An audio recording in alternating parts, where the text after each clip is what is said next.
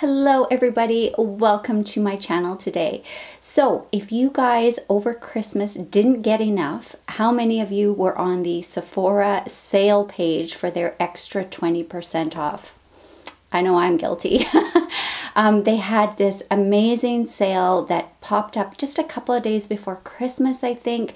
And what they did was everything that was on their sale page was already on sale, and then you got an additional 20% off. So there was some really neat stuff on there, some things I had always wanted to try and things that I did like and wanted to get some more. So I decided to get a couple things, and it was kind of a Boxing Day kind of thing for me. I didn't buy any of the Boxing Day sets that they had. None of them really appealed to me, but I did get quite a few things on the sale page, and I do have a couple of little hauls in here as well that I bought from Sephora from their regular stock. So I just thought I would share those all with you guys today. So let's get started with some foundations.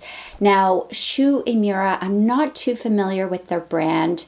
I have tried samples of their hair products and haven't been too crazy about them, but I noticed they had a couple of foundations on the Sephora page, on the sale page. One of them being this, the Lightbulb Essence, and this was the one that had essential oils. There was two. There was they're both called the Lightbulb, and one had essential oils in it. So I got the essential oil one because it did have a higher rating of reviews. So I have got this about a week or so ago, and I have been loving it. I'm wearing it today. It's very sheer, very dewy. Just a gorgeous foundation, kind of a lit from within. I am a very oily skin person and really shouldn't be wearing foundations like this, but I have been really enjoying it. It does last all day. It doesn't break apart, but I am very shiny within a couple hours. But I am a lot of the time anyway, because I'm such an oily skin person, and I actually don't really care. It doesn't really bother me. The one thing I don't particularly like about this is the application. It's a bottle like this that you twist up, and then the top kind of pops, and then it is a drop, and it's incredibly thin and runny, and it makes one hell of a mess. So that I'm not too crazy about. And also when it arrived, I'll insert a photo, it looked very strange. It was all separated, but I guess it's an essential oil foundation. I think that's what it said, or an essence or something. And maybe it was just had settled from sitting. I'm not quite sure, but it was a little off-putting. But once you shake it all up, it's all good. There also was another one, and it was the Cushion foundation. And I just couldn't decide, so I ended up ordering both, and I'm very tempted to keep both. I did have a Cushion foundation from Shu Uemura, but I had bought it on a plane, and it had only come in one color. It said it was a universal color. And when I got it, it was very light, which isn't that big of a deal because then I can just add bronzer, but it was very pink, and I'm a very yellowy, olive skin tone, so the color just didn't work for me. But I was very interested in Cushion foundations, and I did enjoy that foundation, just the color was wrong. So when this one came up, I was like, So I grabbed it, and you know, it was already on sale, and then an extra 20% off, so I got a really good deal. And look at this packaging. Can you see like that sparkle? It's flat plastic, so it's in the packaging, but it's just so cute. And then it's a compact with a sponge, and then underneath here is the foundation. So I haven't opened it, but I'm leaning towards keeping it because it was such a great deal, and I really wanted to get a Cushion foundation, and the regular foundation I'm really enjoying, so I do like this brand. So I got those, and I also got one of their sponges because this was on sale as well, and I'm always love beauty blenders and sponges, so I'm excited to try this one. I have used this once with my beauty blender sponge, and I found because this is so sheer already that it just sheared it out way too much. So I probably won't use this in conjunction with that one, but I have many other foundations I can use this one with. The next one is something from Living Proof, and it is their Mousse. And I am on a no-buy of styling products because I have so many, but with the exception of dry shampoo and mousse, because I do use these all the time, and I'm almost out of my Unite. I did say when I finished the Unite I was going to buy my favorite Bumble and Bumble again. But this was such a good deal, and I've been using a lot of samples from Living Proof just lately, and I'm loving their products. I've tried them many years ago when they first came out, the Perfect Hair Day, and it was okay, it was nice, but nothing amazing. So now they're coming out with so many more lines. I've been using the Frizz line and the Restore, and I really, really like them. So I thought I would give this one a try, so I will let you guys know, and it was such a great price. So I thought, let's do that instead of the Bumble and Bumble. I have a couple on a sheet of paper because I took them back and I always forget if I don't have it written down. So one of them was Viseart. I did get a couple of the Theory palettes. I got the Cashmere and the Siren. And the Siren, when I looked at it, it was very peach. And as much as I love peach tones, I felt they probably would be a little bit too bright for me. So I did take that one back. I did plan when I bought the two that I would choose between one of them because I couldn't keep both. I have so many palettes and really shouldn't be buying more, but I do love the Viseart Theory formula. So I got those two, and then the other one was the Cashmere, which I have also been coveting for so long. But looking at the colors, I felt they probably would be a little bit too cool tone for me. So I decided to take that one back as well. And of course, both of them were in sellable condition, so I didn't touch them. I also treated myself to the Mini Petit Pro, it's called. And I got it in shade number 1. And I did use it a couple times, and I just really didn't enjoy it. The colors were a little bit muddy on me, and again, a little bit cool toned, and I just didn't really enjoy the looks that I created with it. So that one unfortunately did go back. I just wasn't as impressed with it as I have been with the Theory Minx, which was my #1 eyeshadow palette for last year. So that's saying a lot. The next one was, they had these Touch and Soul double-ended lipstick gloss kind of things. They were shimmer, and if you guys are new to my channel, I am obsessed with shimmer lips right now. I just love thick, heavy sparkle on the lips. So I was super excited to get those. They didn't have the ingredients listed on Sephora's website. And if you're also new to my channel, I'm allergic to so many lip products. So I did get a few colors, and I read the box, and unfortunately there was phenol-oxyethanol in all of them, and therefore I had to take them back because I'm highly allergic to that ingredient. So unfortunately those went back as well, and I didn't even test them out or try them, so I can't tell you what they were like, but they did look very interesting. So the next one is something from Urban Decay. It's this little set of eyeliners. I've just heard so many good things about Urban Decay liners. I do have a lot of eyeliners, and I tend to stick to the same. I usually just use a black gel from Marc Jacobs to do tight lining on the top of my eyes, and the Stila liquid liner on top. But I wanted to try some new colors, and somebody, you guys probably all watch her, is Mel Thompson, and she often uses a sparkly color in her waterline, and I just thought this gold would be perfect, and I did use it today, and I just think it's quite fun, so I'm glad I got that. I have also used this coppery color. It's okay. I used it on the top of my lashes, and I found it was just a little too light. You couldn't really see it, but maybe with a different color shadow it might pop a little bit more. But I used a similar eyeshadow as well, so it just all kind of blurred into each other. It comes with a regular black, so I'm not going to swatch that. It also has this navy, which I haven't tried yet, but these feel super soft and buttery, and I've been really enjoying them, the few colors I've tried so far, and then this fun violet. And there we go. So I haven't tried that on my eyes yet either, but I've just always wanted to try this Urban Decay, and this little set came up on the sale, and then the extra 20% off, so I was like, I'm going to get that.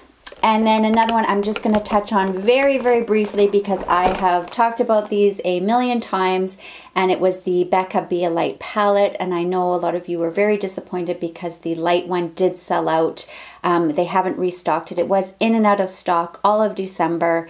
And I guess with that extra 20% off, it ended up selling out. But the darker one is still available. And this one actually is my favorite of the two. But I know some of you felt this one was a little bit too dark for you and you wouldn't be able to fully use the powders. I used the face powders from the light, and then I used the bronzer as bronzer from the darker palette. So I'm enjoying both of them very, very much. And I highly recommend, if you can grab them, if you see them in your store or if they come back online, definitely grab them. The next one is a skincare item, and it's from Glow Recipe. So there's a little bit of a story behind this. My stepdaughter is new into makeup again. She's always really enjoyed makeup, but she's had children, and now they're a little bit older, and now she's getting back into it. So we chat a lot about makeup and what's new at Sephora. And she told me about this Glow Recipe, and she said, you know, you should really try the night mask. So at the same time, it was just before Christmas, and I thought, you know what, she really enjoys this product, so I'm going to add this to her Christmas gift. So I bought her one of these, and she got it as her Christmas gift. And then lo and behold, in my Christmas gift, I had the night sleeping mask. So I was super excited to try it. And then lo and behold, this guy went on the sale page and the extra 20% off. So I asked at Sephora if I could exchange and just pay the difference, because it ended up this being just a few dollars more, and then that way I get to try a lot of the products, because I have been interested in this.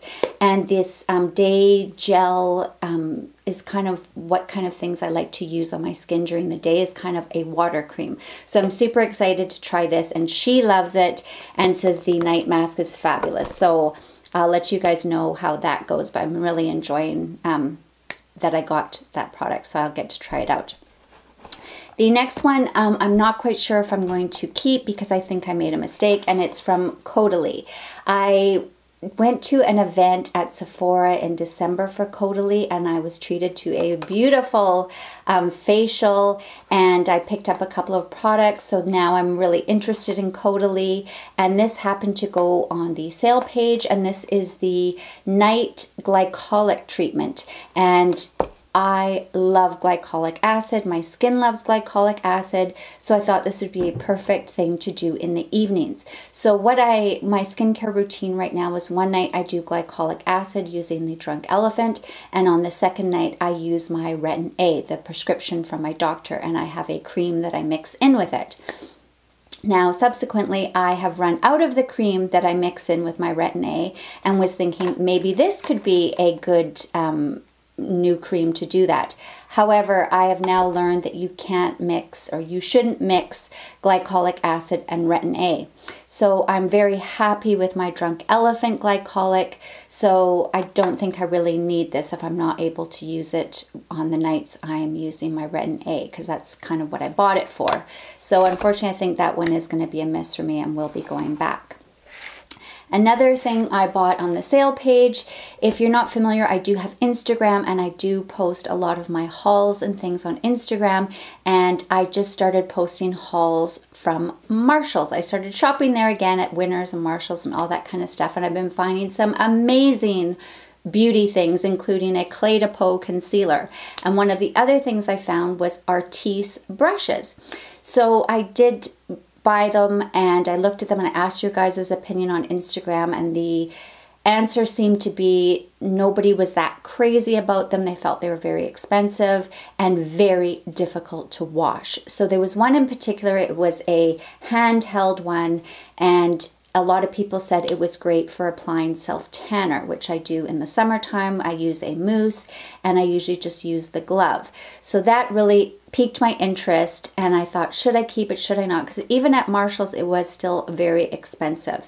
Then I saw this one come up on the Sephora page, and it is virtually the same idea. It's a handheld little brush, and a lot of people who wrote the reviews, it had very high reviews, that's what it looks like here, said they used it to apply self-tanner. It's little hairs, they're synthetic, it's not a sponge, and you just rub it on your body, and then it even has this neat little lid. So I ended up taking this one instead. getting it on sale and the extra 20% off, and I returned the Artiste one because that, as I said, that one was more than double the price of this one, and a lot of people complained it wasn't the easiest to clean, so I took that back. And I also took back the eye brushes because they were a little strange. They were kind of long ovals and I wasn't quite sure how to use them. Hence probably why they were winners. So next I'm just going to show you a couple of things that I bought that were on the regular price page just because they were also part of my December haul.